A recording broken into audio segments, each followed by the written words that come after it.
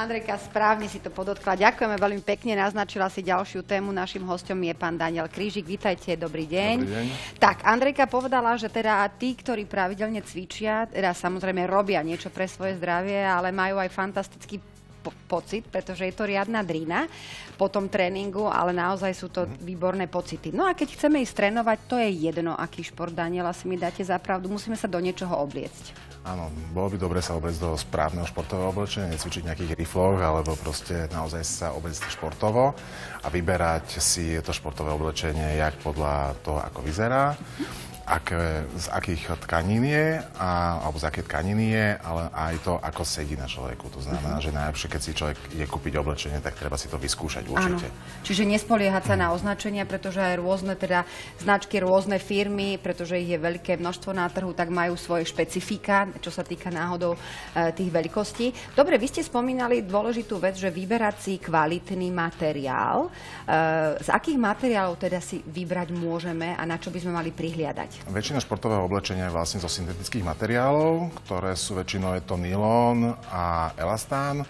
Veľakrát ľudia si to pozerajú, tie zloženia tam, aj tam napísaný polyamid, nylon, silon, proste potom je tam polyester, ale vlastne polyamid, silon a nylon je vlastne to isté vlákno.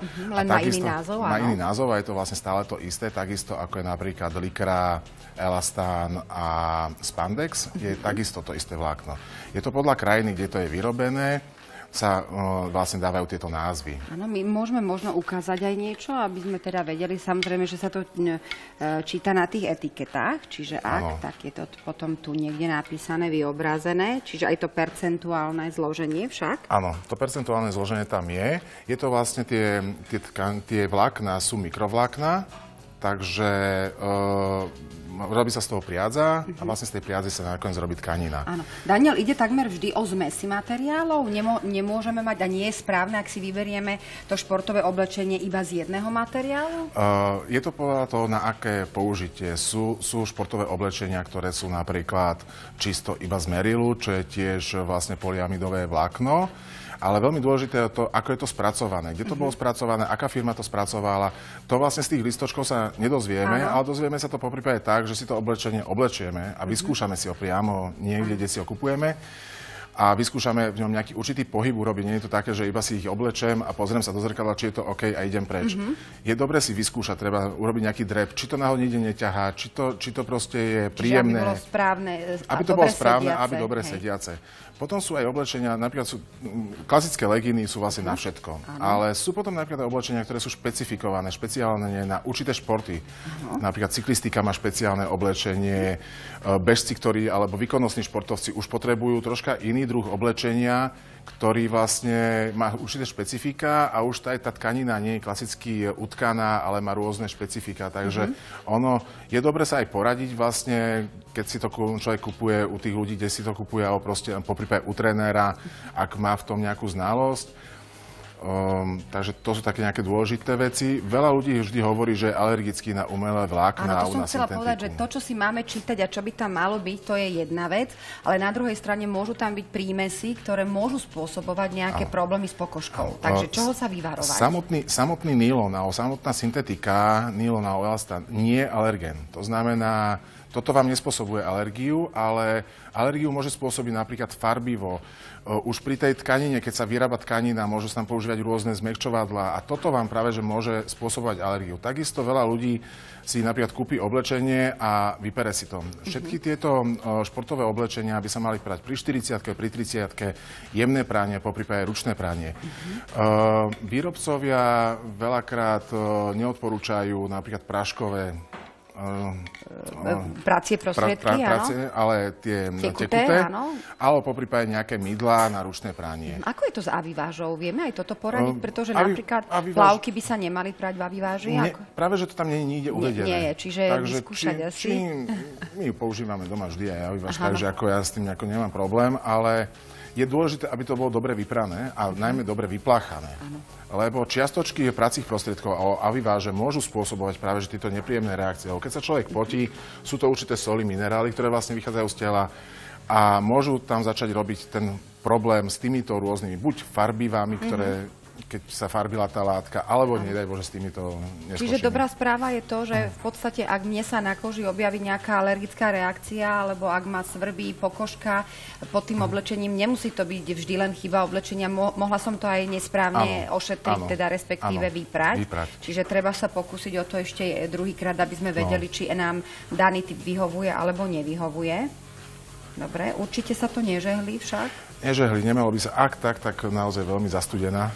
Áno. Ale tak neviem, kto by si žehlil športové oblečenie. Ono je to väčšinou nekrčivé, z nekrčivých materiálov, alebo minimálne.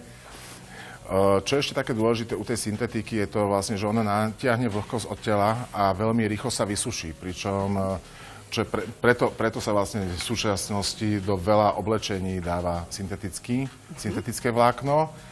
Ono pri tom športe by ste vlastne mali byť v pohodlí. To znamená sústrediť sa iba na ten šport, ktorý robíte, či cvičíte v posilovni alebo beháte, naozaj na to, aby ste dobre robili ten šport a to oblečenie máte proste tak, aby vás nikde nedrelo a musí byť čo najrýchlejšie suché, lebo to je vlastne ten problém, že keď je človek mokrý, tak môže prechladnúť a tam prichádza ten problém.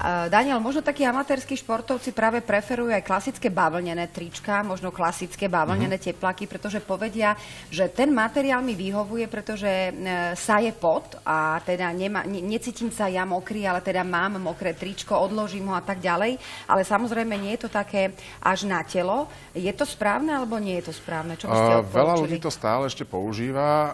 Ja osobne, keď idem si zacvičiť, tak používam už syntetické vlákna z toho dôvodu, že bavlnené tričko je super, je mekulinké, ale navlhne a nevysuší sa tak rýchlo ako syntetika. To znamená, ostáva mokrý a môže ma, ja neviem, ofúknuť v krížoch, môže ma seknúť v krížoch. Takže ono, bavlna je super. Ďalšia vec, je to aj také, možno v tej posilovni, keď je tam viacej ľudí, aj tam teplo a cvičí sa, že jednoducho, keď je niekto spotený a mokrý, tak to už začína cítiť. Proste, a v neposlednom rade chceme aj dobre vyzerať, napriek tomu, že ideme cvičiť. To znamená, že podlieha aj športové oblečenie akýmsi trendom. Teraz nemám na mysli to materiálové zloženie, ale skôr možno tú farebnosť, alebo také tie rôzne novátorstva v strihoch a podobne. Áno, ono je to vždy ako, nie je to také, jak klasická móda, že jesenná, je letná, ale sú vždy nejaké tie farebnosti. Väčšinou na tú zimu prichádzajú práve, že takéto nejaké farebné, aby bolo takéto osvieženie a taká nejaká radosť. Aj keď stále taký ten trend, že čierne legíny, lebo čierne. Doštihľujú, áno. Sme to odhalili. Ale hovorím, že je fajn, keď si niekto dá niečo farebné, najmä v tej dámskej móde športovej. Je to proste vždy u farieb rôznych. A samozrejme tam treba pozorne vyberať, pretože vieme, že spodná bielizeň sa nenosí na cvičenie, takže aby naozaj boli aj výstuže kvôli nejakému skákaniu, bicyklovaniu a nejakým takým rýchlejším pohybom, čo sa týka ženských prst, čiže aj tie si treba naozaj potom na mieru asi vyberať a skúšať. Treba si to vždy skúšať, ako ja to hovorím, vždy treba skúšať a keď to nejde tlačiť, tak jednoducho treba skúsiť niečo iné. Áno, tieto sú špeciálne, že majú normálne push-up. Áno, čiže pod prsenku. A je to dôležité, aby naozaj človek sa cítil komfortne. Takisto nemáme s výstužou, ale existuje tam niečo také. Toto je vlastne s integrovanou športovou podprsenkou. No, čiže ja to skúsim takto zdvihnúť a vidíme. Takže už vlastne je tu normálne integrovaná s gumičkou, takže všetko drží pohromade. A je to ako už tak vlastne vytvorené toto tielko na športové účely. Pokiaľ sú takéto jednofarebné, tak sa veľmi dobre kombinujú s farebným spodkom napríklad. Pokiaľ máme celé niečo také farebné, ako je za vami, tak existujú aj celé komplety. Samozrejme v závislosti od toho asi čo športujeme alebo čo preferujeme. Áno, existujú napríklad, tak, že čisto ako jednotlivé veci, ale naozaj čisté sety, že jednoducho je tam kompletne. Napríklad tuto máme legíny, máme tu top a toto je vlastne backwarmer a je to vlastne vec, ktorá je pri cvičení je to fajn, keď sa docvičí, že jednoducho si to človek natiahne a má vlastne aj kríže, chrbát má v teple, takže super, ten vyšší pás je oveľa pohodlnejší ako klasická guma, takže tak. Dobre, výborne, ďakujeme veľmi pekne za to, že sme sa zorientovali. Vieme, čo vyberať, čo nevyberať. Vďaka vám, takže ešte raz veľká vďaka a my pokračujeme vo vysielaní ďalej.